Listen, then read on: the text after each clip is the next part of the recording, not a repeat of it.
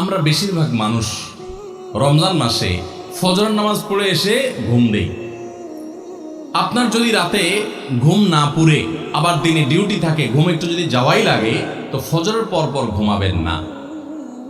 আলহামদুলিল্লাহ, আমাদের বাসায় আমরা এটার প্র্যাকটিসটা প্রতি বছর খুব হার্ডলি করার চেষ্টা করি। ফজরের পর পর কোনো ঘুম নেই, ফজরের পর একটা কোরআন তেলাওয়াত করেন। প্রথম প্রথম চোখ ভেঙে আসবে, কারণ আপনি ভোর রাতে উঠছেন, অভ্যাস নাই। তো যাতে চোখে ঘুম না আসে সেজন্য নানান বুদ্ধি বাইর করে ঘুম দূর করেন, একটু উঠবস করেন। ওই টাইমে বসে ফজরের পরে আপনি তেলাওয়াত করেন, জিকির আজকার করেন, সকাল সন্ধ্যার দোয়াগুলো পড়েন, এটা দোয়া করেন, রমজানের কিছু আমল করেন।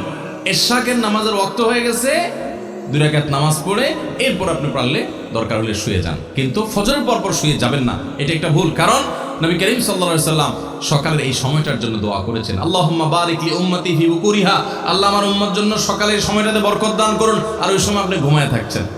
তো রমজান মাসে আমরা এটা একটা ভুল করি, এটা আমরা করবো না যথাসম্ভব।